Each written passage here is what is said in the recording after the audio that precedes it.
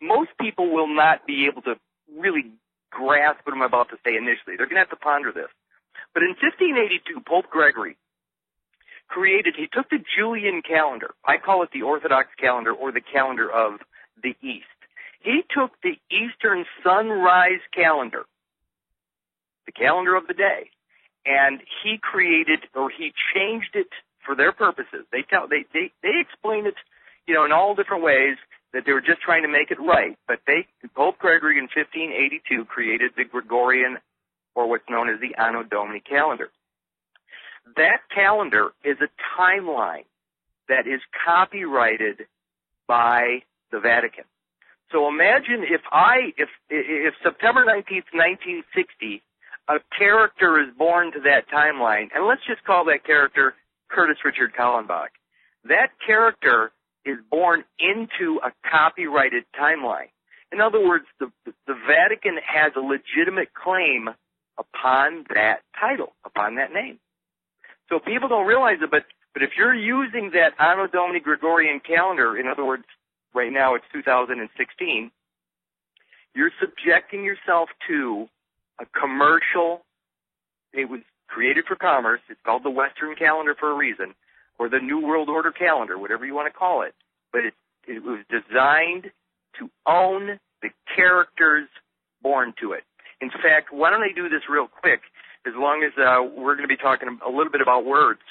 The first word I just want to talk about real quick is literary property, because when you realize that Curtis Richard Kallenbach is a character within a copyrighted story, then you'll realize that the author, i.e. Pope Gregory, owns all the characters born to that timeline. So let me just go to literary property real quick. I don't want to do this, the whole hour, but there's just a few words that have to be known to these people. Literary, where is that here? I'm going to this is Black's Law Dictionary, 5th edition, by the way. It's not, to most legal scholars, the Black's Law Dictionaries are not considered law dictionaries, but they are the language of the Bar Association. So I'm trying to be clear that even though the Black's Law series is not considered a legal or a law dictionary, it is a dictionary of legal terms used by the bar out of the District of Columbia. So here we go. Literary property. And this is going to actually explain why they can make a claim. Here it is.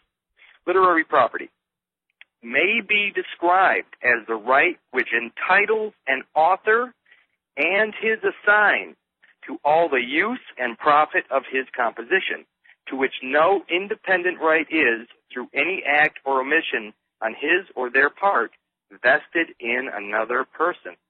Literary property is the exclusive right of owner to possess, use, and dispose of intellectual productions. The term denotes the corporal property in which an intellectual production is embodied, and may consist of letters, lectures, sermons, or addresses. Now, I said, in the book here, it says the term denotes the corporal property in which an intellectual production is embodied. Think about this. Everybody knows Harry Potter. J.K. Rowling is the author of all the Harry Potter novels. If I woke up tomorrow morning and put on the clothing, the character of Harry Potter, J.K. Rowling has a legitimate claim upon everything I do by wearing that character. If I get up tomorrow morning and put on the character of Curtis Richard Kallenbach, the Vatican has a legitimate claim on all the production, all the productivity that I create while wearing the clothing of their character. People have no idea how bad or how misguided we've been. And I'm just talking very superficial. I'm talking about subject. I haven't even got into the concept of matter, i.e. subject matter. The subject is Curtis Richard Kallenbach, and that subject was born to a timeline that has a copyright, and it's had a copyright since 1582 when Pope Gregory created that world, because it is a world. So anyway, that should get us started. Yeah, I throw this one in. Was it Napoleon that said history is a lie that we've all decided to agree upon? Yeah, and you know what? I joke about it. I mean, if people go to the website, they're going to see a lot of these little whiteboard presentations. But I joke about the concept of his story. And in the beginning, i.e. Genesis, that's not the beginning of reality. I mean, that's the beginning of a story. And people don't realize it, but the Bible is a copyrighted piece of literature as well. And there's a copy hold on that piece of literature. So again, if we're choosing to live by these stories, we're going to be, well, subjecting ourselves to the stories or the copyright owner or holder of these stories. So it's pretty dangerous to believe in this kind of nonsense. I'm not trying to offend anybody, but it's pretty dangerous. No, we're just looking at the way the laws read and the way the whole society has been arranged for us before we were born.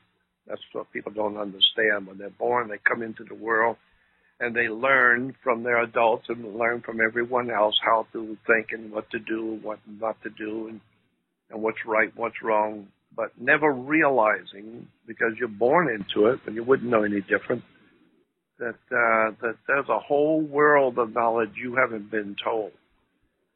Who created the world around you, who created your reality, and you're born into it and didn't realize somebody else is in charge of your life.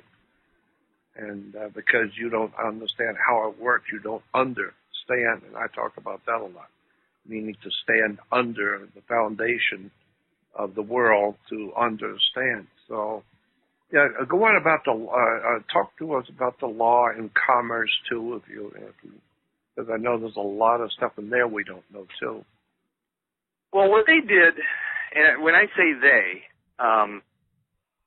they had to create a commercial position. I mean, in fact, the Anno Domini Gregorian calendar is the calendar of commerce. So that character that they create is a commercial character. Its entire existence is based on that. In fact, they use that name or that character they syndicate it. They syndicate the name, so it's just like Charlie Brown. Everybody knows Charlie Brown certainly if they're our age. But Charlie Brown, he had his little comic strip that came out every morning. A syndicated strip. Every morning when I wake up, I put on a character. My character's syndicated. So the whole idea about wearing that character is as long as I'm going to use one of your words or very similar, subscribe. To subscribe is to underwrite. Subscribe, underwrite. So if I subscribe, if I get a subscription to the character Curtis Richard Kallenbach, if I wake up to that delivery every day, I subscribe to it or underwrite it, which makes me the guarantor. I become the one that guarantees the payment when that name comes up. Like if a cop pulls me over, all the credit system is based upon it. So that name is the commercial element. That's what they're using, that they're using that title, that name in commerce. Without that name, they have nothing because that's the name that they're using. But here's the scary part. So that's the subject. The subject is the name or that character within that story or that timeline. Here's the scary part. Just like when you hear in court cases, the subject matter jurisdiction, there's a subject and there's the matter. The matter is the part that's kind of crazy. I mean, I can sort of buy into the idea of the name or the title. That seems pretty easy. The scary part is how they attach it to me. How do they attach that name to me? Well, I'll have to give a little story here. So my mom goes into the hospital, Swedish American Hospital, Rockford, Illinois. She's carrying a package in her womb. And when she steps from Illinois, the Republic, into federal territory, the corporate hospital, does she stop by customs and declare the package at customs? No. When she delivers the package in her womb in federal territory, does she declare that delivery? No. When she wraps that package in swaddling clothes and takes that package home with her and her husband, does she declare that package on the way out of federal territory? No. What is that package that she delivered? That's baby Curtis. That's me. So there's no evidence of my existence from the moment I arrive. That's the weird part. I don't exist on paper. But here's what they do. Since the beginning of time, women, when they deliver a baby, there's a second delivery. It's called afterbirth. And that afterbirth, legally, is a term called born alive. So even though mom delivers me first, I'm the firstborn, there is a second delivery or a second coming. Uh-oh. Did I just say that out loud? The second coming. Here's the scary part about the afterbirth material, is when they take me home, there's no evidence of me at all. So what they do is they take this left behind afterbirth material, the DNA, the actual DNA, and they take that, and because nobody claims it, nobody claims the left behind afterbirth DNA material, that gets salvaged. Because remember, we're in our mother's water, and we're delivered through that water. What happens to us? Well, when I'm inside my mother's womb, I'm inside that amniotic sac. That stuff that I'm in, that's mother's ship. That's the vessel in mother's waters that I'm traveling in. When I come out of mother, the vessel I arrived in crashes ashore after I do. So I'm number one, I'm the firstborn, but the number two, I call it the little shit, the number two born, the afterbirth, is the vessel that I arrived in, and it crashes ashore like a wreck, and then they salvage it, Admiralty law, they salvage that wreckage, and that gets a salvage lien put against it. There's your debt. So now there's an unclaimed vessel, the afterbirth material, and what do they do with it? They take the paperwork that my mother left behind, and they apply the name of the paperwork to that vessel. So the afterbirth material now has a name. What is the name of the afterbirth material? In my case, it was Curtis Richard Kallenbach. So Curtis Richard Kallenbach is actually the name of the afterbirth material.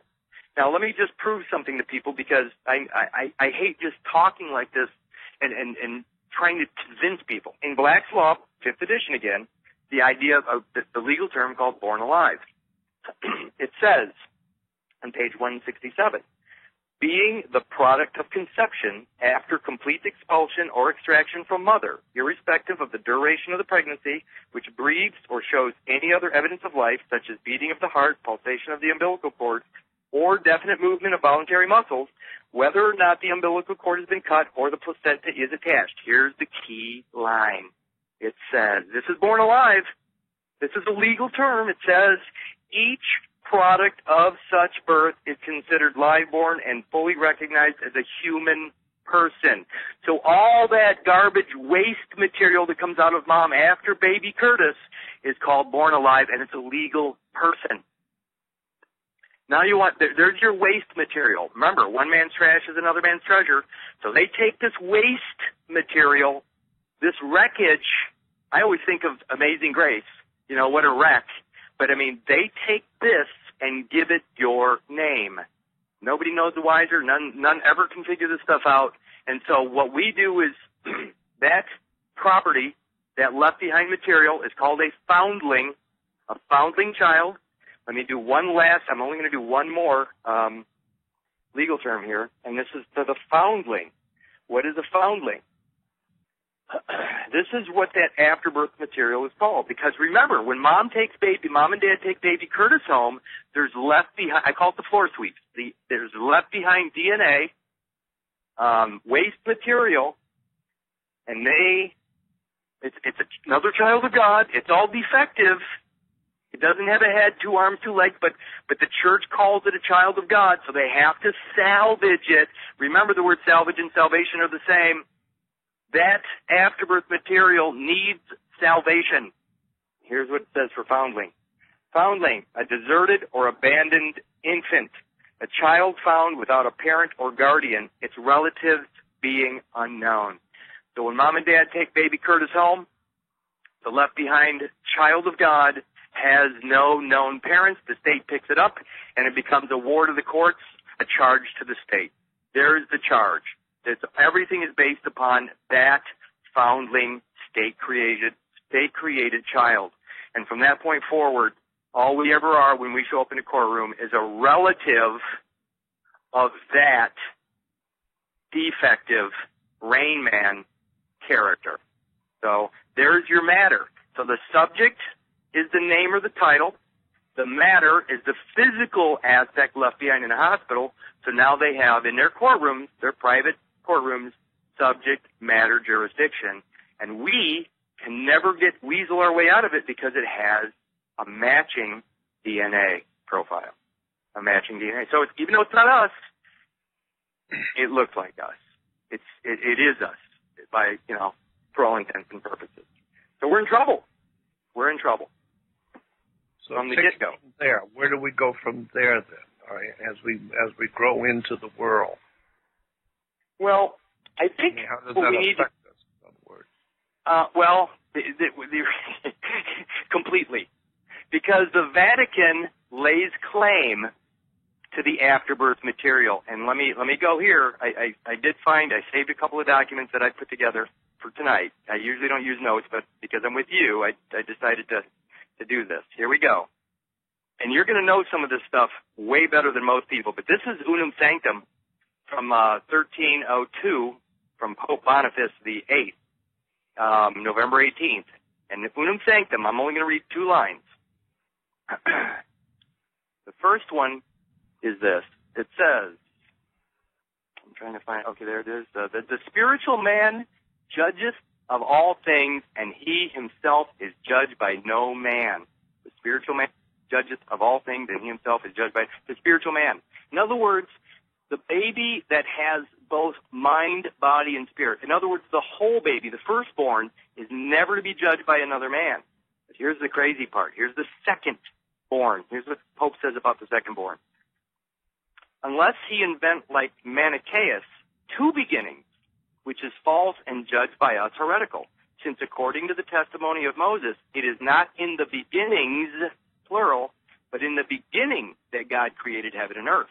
Furthermore, we declare, we proclaim, we define that it is absolutely necessary for salvation that every human creature be subject to the Roman pontiff. He has, in 1302, remember, the afterbirth has been there since the beginning of time. These mystery school guys, the priests that have been around forever, the afterbirth always followed baby out. This is not new. So what they did, the Pope says the spiritual man, the firstborn baby, the whole baby, the one that has everything, is never to be judged. But it's the second-born, the second beginning, that is called the human creature. And that one's the subject. That's the one that needs salvation. That's the one that's subject to Rome. The afterbirth character has been, since 1302, subject to Rome. That's the defective child. That's the one that needs salvation. The firstborn's perfect.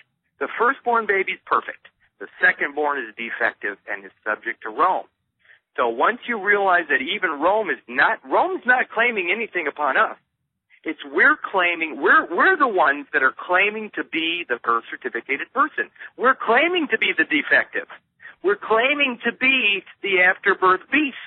Remember that afterbirth material, when they collect it in the hospitals, remember the hospitals are all Sovereign Military Order of the Knights of Malta hospitals. So they're right in the mix there. They're collecting all this land, the DNA, the land of the soul. They're collecting it all for Rome. And that collective DNA is the public DNA pool. It's a public pool of DNA. And that collective DNA is the beast, the soulless mass, M-A-S-S, of man. And I call it the Christ Mass, as in Christmas, because the Mass, the left behind matter, does not have the Christ, has no Christ within it, which is why the Vicar of Christ has to be the substitute for that afterbirth material. I know this is a lot to digest for people, but the afterbirth material does not have a soul. It has no soul. which is why it's subject to Rome. It needs to be salvaged. And that's the Christ mass that everybody's claiming to be part of. Because remember, they're not claiming to be the firstborn. Everybody's using this birth certificate position now, which puts them in the second position as the afterbirth soulless individual. It's a pretty scary position for us, and that's why nobody should be claiming that birth certificate. Nobody should be trying to make any money off that birth certificate. Nobody should be doing anything with that birth certificate because it positions you as the beast. You are the beast. Yep. That's incredible stuff. But I've heard so many times in the past similar things, and so the words and the terms that you're using, I've heard them used by other researchers and lawyers and people that I've been listening to for years. So I know that you're right on target.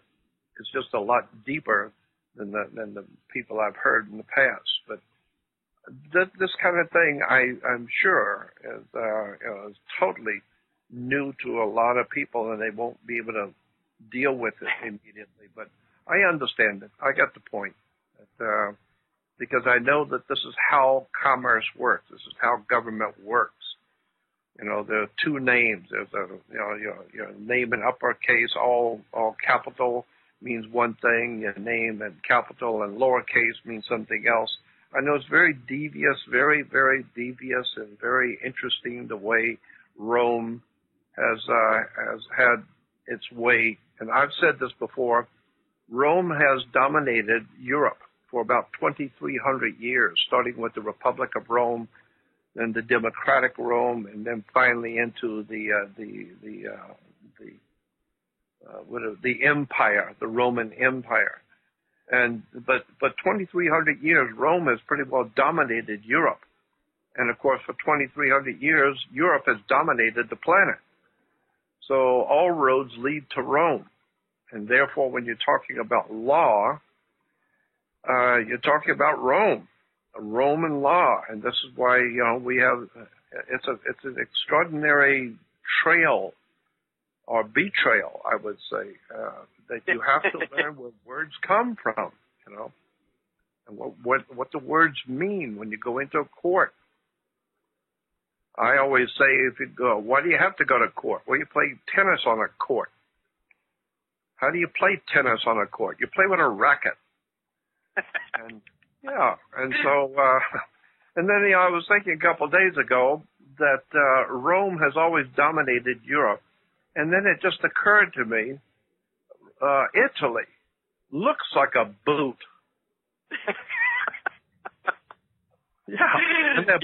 Well, they put the boot in your butt, or they stomp it on or they crush you in a corner with their boot. The boot of Italy has booted Europe. It has crushed the human spirit of Europe and gave birth to, a whole empire. So, there's a whole, that's a whole subject we could get into just with the church itself. My friend, I have another friend that's equally as brilliant on this stuff, and he talks about Rome and the church. Maybe you could talk a little bit about this whole thing called the church. What's your take on this whole thing about the Roman church? Yeah, this definitely is a good segue, because what I found is it's known as the Latin Arch. Remember, you have Constantinople in the east and you had Rome in the west. You get two different, basically Catholic enclaves. And what they did is the Jesuits, when they were down in South America, establishing their settlements, they got kicked out of everything. I mean, people were dying all over the place down there. What they ended up doing is they ended up moving up into St. John the Baptist, the island of St. John the Baptist, which we know of as Puerto Rico now. Right now, I can almost see the light bulb going off on a lot of people. Yeah, because that's where the IRS is. I'm thinking Pirates of the Caribbean. You better believe it. Well, what happened was in 1898, through the Spanish-American War, the District of Columbia got, this is all Jesuit stuff, the Society of Jesus. This is how the Catholics actually took over the Republic, through the Jesuits. They established Puerto Rico, this island of St. John the Baptist, which is now Puerto Rico. The United States, I'll call it the District of Columbia, goes into war, the Spanish-American War, and in 1898 they end up getting Puerto Rico. Puerto Rico is no different than a Trojan horse. It's a Trojan horse, and then the District of Columbia now is tied to canon law through Puerto Rico, which is still under canon law and always has been. So now you have this D.C. connection, which is the District of Columbia. I have no idea why nobody ever questions the word Columbia. I still don't get it, why that's even acceptable. But the Latin Arch, I call it the Latin Arch because it's not just Catholicism. This is Latin Catholicism. And it came through Ignatius Loyola. And his whole goal, the only thing he's ever tried to do from the beginning of establishing the Jesuits was to capture the soul of man. That was his whole goal, is to somehow find a way to capture the soul of man. And they did. And they did it by, the 14th Amendment citizenry was one way, but in 1933, through FDR, they actually found a way to separate, and this is the segue, church and state. The state is the mind or the lord of the land, and the church is the body, the temple. And so the landlord is the mind and the body together. The birth certificate actually on paper separates those two positions. It separates the masculine or the mind from the feminine, the church, the body. And I'm not saying it physically does it does it on paper. Loyola got his wish. He found a way to separate the soul, which is located in the SA node of the heart, which is the body itself, from man himself, his mind. They now have a separation. The state and the church have been separated. And everybody wanted it. Be careful for what you wish for. And so in 1933, they start dispensing or giving out these birth certificates. Well, FDR did something really amazing in 1933, and let me pull it up here. In his inaugural address, 1933, and you're going to appreciate this, Jordan, his first sentence in March 4th, 1933, he says, "This is a day of national consecration." He actually consecrated a nation. What nation? I'll tell you what nation. They created a new nation in 1933, a consecrated nation, meaning holy ground. They made a nation of holy ground. The only holy ground that was established on paper, and it was the separation of church and state. They now created a deed to the holy ground, which is your physical body. That deed is the birth record itself, the birth certificate. So now they have a way to have the land of your soul, which is the temple or your physical body, the house of the holy, so to speak, and they actually created a national place, a nation. Think about it. The nation itself is made up only of the deeded land, or the deeds known as birth certificates, of the soulless afterbirth material. The entire nation is the land itself. The land itself that's being used for that consecrated nation, as spoken of by FDR in 1933, that nation is the holy ground, and that is the physical body or the temple itself. What's weird about that statement is he said this is a day of national consecration. He created a nation of holy ground. And here's I'm gonna just keep dumping for a minute. Remember that the Sovereign Military Order of the Knights of Malta established the hospitals way back when. And what did they do at those hospitals? When the pilgrims were coming ashore, they were welcoming new Christian pilgrims to those hospitals. The birth certificated afterbirth material, that afterbirth is initiated immediately into the Catholic cult. So every single afterbirth birth certificated person in the world is Catholic. All birth certificated persons are Catholic. I don't care if you think you're a Mormon. I don't care if you think you're a Muslim. If there's a birth certificate out there, that birth certificated person is Catholic. It's everybody's Catholic that has a birth certificate. I'm not saying me, but the person that birth record actually belongs to, which is the afterbirth material. Every birth certificated person in the world is Catholic, been initiated into the Catholic cult. That's why the Roman Catholic Church rules over that nation, that consecrated holy ground nation. It's the weirdest thing ever. And if you look at all the photographs, he was completely surrounded by all the hardcore Catholics, the bishops and what have you. But that's not the nation, that's not our nation. It's not the nation most people speak of. That's the consecrated nation. That's the holy ground nation, and it belongs specifically to the Roman Catholic Church. And finally, just to take a breath here, is people don't even know what the Roman Catholic Church is. I'm going to go back. I said I was only going to do 3, but I'm going to do one more. You don't mind, do you? Oh, no, I wish you would. The one last. This is probably the most shocking of all for most people to hear. And I'm going to actually say what the Roman Catholic Church is. And right now everybody has a picture of Vatican City and all these incredible buildings that have been around, these structures that have been around forever. I'm about to blow away that whole idea of the church. Roman Catholic Church. I'm still in Black's Law, 5th edition. By the way, the 5th edition for Black's Law was about I think it was issued 78 or 79. Roman Catholic Church. This will be shocking. Here it is. And I'm going to have some fun with this. Here's the definition from the Roman Catholic Church, page 1194 out of Black's 5th. Roman Catholic Church. The juristic personality of the Roman Catholic Church, with the right to sue and to take and hold property, has been recognized by all systems of European law from the 4th century. It was formally recognized between Spain and the papacy and by Spanish laws from the beginning of the settlements in the Indies, also by our treaty with Spain in 1898, whereby its property rights were solemnly safeguarded. Municipality of Ponce, blah, blah, blah. Everybody missed it. I already know they missed it. Right now, everybody's going, I thought you were going to define the Roman Catholic Church. I just did, but everybody missed it. I'm going to say it 3 times now. Roman Catholic Church. The juristic personality of the Roman Catholic Church. See, everybody missed it. The juristic personality of the Roman Catholic Church, In other words, the Roman Catholic Church is not a physical structure. It's a juristic personality. The church itself is a juristic personality. It's made up of that. The birth certificated person is a juristic personality. And the church is made up of those persons. That's the church.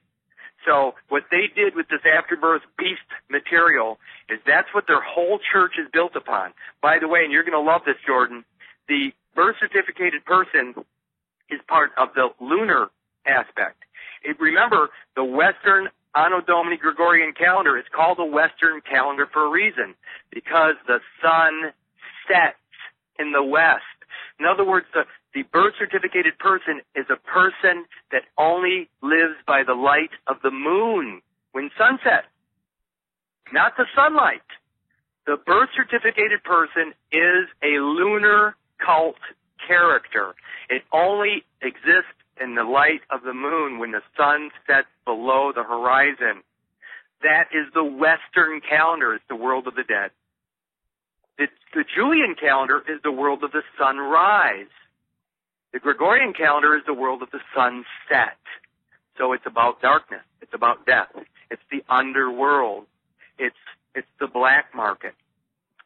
That's why lunacy and lunatic. That's why when the judge says, "What are you? You're a lunatic," it's because the birth certificated person is a lunatic, born to the light of the moon, never sees the light of day, because that's the way it's designed. The Julian calendar is the light of day, it's the sunrise. Gregorian calendar is the sunset. So everybody's living through the world of the dead, the zombie. They're living through a dead, purgatory-based character, the beast. And I also heard that, because Hollywood is pushing these zombie movies now and zombie shows on History Channel and Discovery talking about zombies. Have you heard anything about the cemetery law, that land, actual dirt and land is under cemetery law, and therefore everyone walking around on land is in a cemetery. Therefore, the only thing that walks around in a cemetery is a zombie. That's very Oh, my God. I cannot believe you brought that up. I discovered that about 3 years ago, that the consecrated ground is called church ground, and when you look up church ground in Black's Law, it says cemetery. So the entire nation is a cemetery. All of them. Remember, they're all tombstones.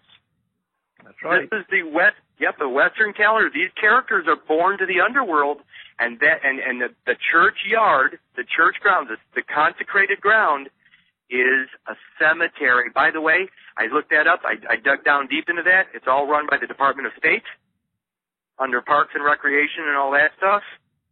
Bureau of Land Management manages all of the cemeteries. I looked into the laws regarding artifacts. In fact, in the movie The Exorcist, the beginning of The Exorcist is explaining what's happening with the birth certificated person.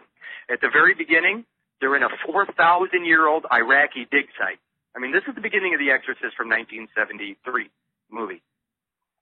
And the Jesuit priest is being called to this hole in the ground where they found something, an artifact.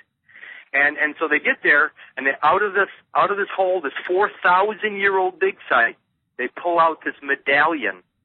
And this medallion has a picture of what? Of the mother and child. A mother and child. But this medallion's only like 50 years old. So they took a 50-year-old medallion out of a 4,000-year-old dig site. That's exactly like the timeline I'm talking about, where Curtis Richard Kallenbach is born to the Gregorian calendar of Pope Gregory's 1582. Remember, that calendar right now, that Gregorian Western commercial calendar says it's the year 2016. Well, if you believe in the Old Testament, you would be using the Anno Mundi calendar. The Anno Mundi calendar says it's the year 5776.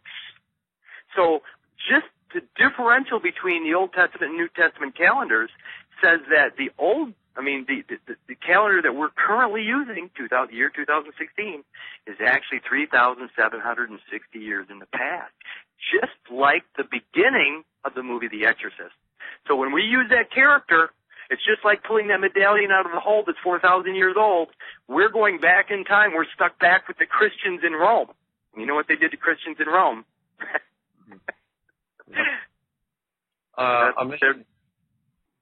Go on. I'm sure there's more. That's the whole idea of this, is that the Christ, the concept of Jesus, or Jesus is just a name, but the concept of the Christ is the idea of the present moment. I am. I am denotes the here and now, right now. In fact, the word grace, Grace, means presence. Presence, presence. In other words, here and now. So to be I am, or to have the grace of God, which is life, you have to be present in the here and now. So the whole idea of I am is right now. If I live through a character, born to a timeline, I am lost in history. I'm stuck or frozen in history. If I choose the grace of God, i.e. life, L-I-V-E, live, as opposed to evil, you know, the graven image. If I choose I am, or the Christ, I am here and now in this moment as the firstborn son. If I choose the graven image, I'm choosing his story, or the past, the character frozen in time in the past, and that is actually considered disgraceful. It's a disgrace. It's actually against all 10 commandments, just like that. Just by choosing that character, you're going against every commandment, just like that. So again, the word grace means presence, and presence means here and now. And here and now is I am, which is the claim of the Christ. So again, if I don't have the Christ in me, if I'm not here now, then I need salvation. I need to go and bend the knee to the church and ask forgiveness from the church in order to get here now through their character. Because one last thing I'll say about this. It'll all start to make sense when people ponder this, but here's the thing. The Roman Catholic Church takes that birth record for themselves. In other words, they take the deed to that consecrated ground, that the house of the holy. They take the deed to that land, i.e. your body, and they keep it for themselves. So they're basically saying that you don't have a body. And remember, I'll go back to Loyola, Ignatius Loyola, the creator or the one that started the Society of Jesus, the Jesuits. He wanted to separate the soul of man, and he did it on paper, and here's what he did. Think about what is a body without a spirit? It's a cadaver. And what is a spirit without a body? It's a ghost. So what they've done is they've created a place where they've divided, they've taken the spirit out of man. So they're dealing with physical bodies that have no spirit, cadavers, and they're dealing with spirits that have no bodies, which are ghosts. And that's why they call us it's the American spirit, because this country has nobody. Let me say that again. There is nobody here. because nobody has a claim to their physical bodies. So there is no body here in America. It's all spirit. Because the church has taken the deed to the land of everybody in America. And I mean it. Every body in America has a deed called the birth record, and the Roman Catholic Church has that deed in their possession. That's why The Exorcist is about possession. The Roman Catholic Church possesses you through the deed that you believe applies to you. So again, as long as you believe that birth record is valid, then you are being possessed by the Roman Catholic Church. That's what possession is. And as soon as you let go of your claim to that birth record, you are no longer possessed.